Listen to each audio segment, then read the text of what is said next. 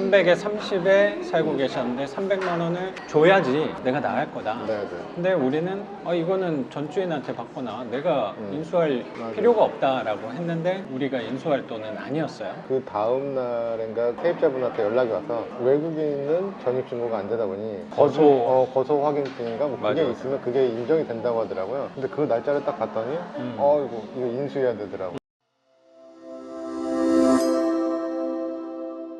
선생님한테도 약간의 의심은 당연히 할 거란 말이에요. 그럼 법원 통해서 낙찰자의 협조가 필요하다는 것을 인지하게 되면 태도가 많이 달라지는 경향이 있으니까 지금은 그냥 편하게 어쨌든 내가 시간 얼만큼 주겠다는 것도 마음속으로 갖고 있으니까 네. 그거 진행될 때까지는 그냥 조금 더 기다리는 방향이 나을 것 같아요. 네. 그래서 뭐 지금 특별하게 뭐 연락하고 그런 건 없어요. 그냥 그래요?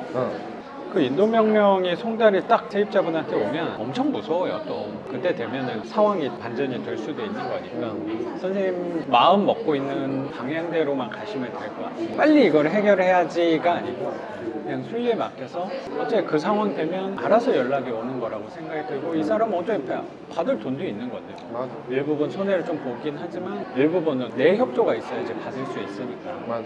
얼굴 표정을 보니까 그렇게 걱정하고 있지 않다는 생각도 되게 드는데 뭐 그래서 저는 선생님이 잘하고 계신다고 생각이 좀 들어요. 네, 초조할 건 없다고 생각이 들어서.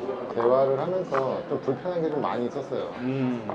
왜냐면은 서로 자기 입장만 얘기하는 거예요. 저도 이제 은행 대출이 진행하니까 이 사람 원고에서 나가야 되니까 저는 제 입장에서만 얘기하고 그렇죠. 그분도 그분 입장에서만 얘기하고 그러니까 서로 입장이 얘기하니까 계속 대립돼서 이제 안 됐는데 선생님하고 통화하고 나서 그 부분도 일부분에 좀 포함시키면 편하실 거라고 말씀하셔가지고 그리고 하나서 좀 편해졌어요. 내가 낙찰받고 소유권 이전한 다음에 바로 뭔가 재계약을 한다거나 바로 이사를 간다거나 하는 일은 100 중에 하나 나올라나? 이게 일반적인 상황인 거니까 선생님 말씀하신 대로 이렇게 협상하고 이 사람 시간을 더 주고 그동안 내가 비용이 나가는 어쩌면 손해라고 하는 부분이 발생하는 게 당연한 거라고 저는 생각이 들어요. 그런 거 생각 안 하려면 그냥 일반 매매 시장에서 해야 되는 게 맞는 것 같아요. 경매를 하시는 분 다 똑같을 거잖아요. 조금 더 저렴한 가격으로 사서 맞아. 수익 창출하는 목적이시잖아요. 맞아. 선생님 말씀 듣고도 제가 그때 제주도가 있었잖아요. 맞아. 제주도 놀러 가 있었는데 거기서 이제 통화하고 세입자하고 또 거기서 또 통화하고 술이 다 깨더라고요. 술을 많이 먹었는데 1시간 동안 통화를 하고 있는 거예요. 추운데 밖에서. 그러셨구나. 네. 또 오랜만에 선생님들 휴가를 보내러 가셨던 건데 네. 거기서도 명도 협상까지. 그러니까 첫 번째 물건에서는 재계약을 했기 때문에 뭐 물건을 찾아뵙기는 어려울 것 같지만 두 번째 물건은 재계약할 생각은 좀 아닌 것 같아서 네, 나가신다고 하시더라고요. 그 집 명도하면 제가 한번 찾아뵙고 네. 그때 또 집 소개해주는 걸로 또 다시 만나면 될 것 같다는 네. 생각이 들어요. 그게 두 번째 물건 받은 네. 거고 네. 세 번째 물건도 사실 같은 날 두 번째 그쵸. 물건 받으면서 같은 날 받았는데 네. 걔는 불허가를 받았어요. 그쵸. 네.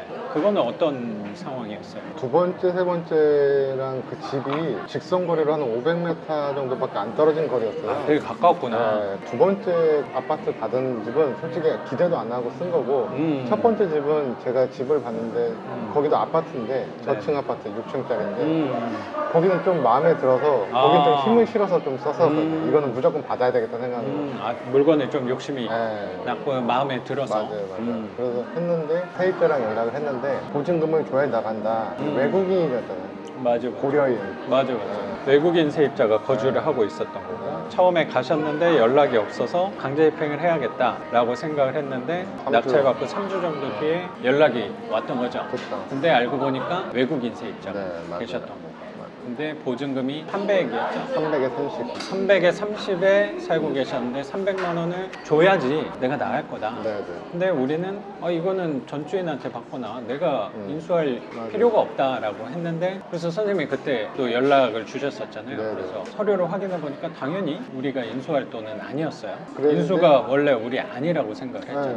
네. 선생님하고 통화하고 나서 전입세대 열람을 급하게 했죠. 했더니 깨끗하더라고요. 문제 없네요. 잘 됐네요. 그렇게 해가지고 저도 그런 줄 알았는데 그 다음 날인가 세입자분한테 연락이 와서 외국인은 전입신고가 안 되다 보니 거소 확인증인가 뭐 그게 맞아요. 있으면 그게 인정이 된다고 하더라고요. 근데 그 날짜를 딱 봤더니 이거 인수해야 되더라고요. 네. 인수를 해야 될까라고 고민을 많이 했죠. 그렇죠. 사실은. 왜냐면 그 집에 좀 욕심이 있었기 때문에 인수를 해서 수익률을 계산해 보니까는 10% 미만은 떨어지는 거예요. 제가 원래 좀 그 집이 좀 수리비가 많이 좀 나올 거라 생각을 하고 네. 그것까지 생각을 해서 딱 썼던 건데 그러다 보니까 10% 이내이다 보니까 아 굳이 이거를 이렇게까지 주고 쓸 이유는 없을 것 같다라고 맞아. 선생님한테 여쭤봐서 가가지고 매각 불허가 신청을 했죠. 일주일 정도 기다린 것 같아요. 근데 먼저 연락이 안 오더라고 법원에서. 전화를 했죠. 어떻게 됐냐? 허가 취소됐습니다. 라고 딱 하고 나서 한 이틀 있다가 되니까 이제 집으로 이제 우편물이 날라왔더라고요. 그렇게 해서 다행히 그거는 매각 불허가 신청돼서 그거를 조금 자세히 좀 말씀을 드리면 경매 정보제도 대항력 있는 세입자에 대해서 나와 있지 않았고 맞아요. 우리도 물건을 분석해 봤을 때 인수할 건 없었단 말이에요. 맞아요. 그래서 손님도 편하게 입찰을 했는데 외국인은 전입세대가 아니고 대항력 요건 중에 외국인 거소 신청서 그거를 기준으로 해서 대항력이 발생하는 거 확인을 해보니까 근저당보다 빠른 네. 날짜에 그 거소 신청이 돼 있어서 대항력 있는 세입자가 됐던 거죠. 맞아요. 그래서 외국인 세입자인 경우는 추가적으로 그 거소 신청서로 네. 또 따로 확인을 해야 되는 거예요. 근데 사실 우리가 입찰하기 전에는 그 부분을 확인은 할 수 없으니까.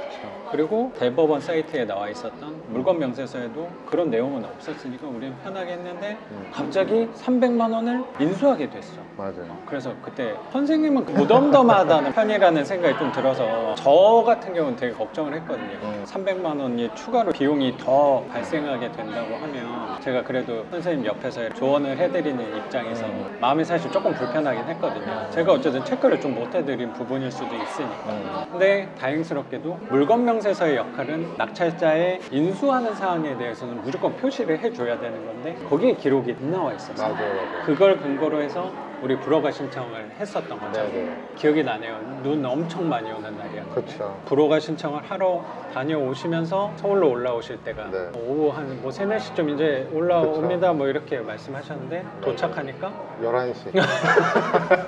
눈이 너무 많이 와가지고 네. 7, 8시간 그 정도 걸리셨던 거네. 청주법원에서 왔으니까 그중 7시간 정도 걸린 것 같아요. 보통은 한 2시간 그쵸, 정도면 2시간이면 충분히 올라오죠. 오시는 날인데 그때 폭설 내렸던 날 네, 그때 맞아요. 다녀오셔가지고 또 고생을 하셨는데 그래도 뭐 살아 돌아오신 게 저는 다행이라고 생각합니다. 밤새도록 갇혀 있으셨던 분들도 계시는 거고 그렇게 또 고생을 한 보람이 있었던 것 같아요. 네. 그 불허가 신청이 그래도 받아들여져서 그러면 형님은 경매를 시작한 지가 이제 한 3개월 된 거 아닌가? 2달 됐죠? 2달 정도 된 건데 지금 낙찰은 3건을 받은 거고 그리고 입찰을 다닌 거를 충청권까지 매일매일 이렇게 입찰을 되게 열심히 했단 말이에요. 그렇죠. 그렇게 열심히 이렇게 뛰어다니는 이유가 뭐예요? 첫 번째는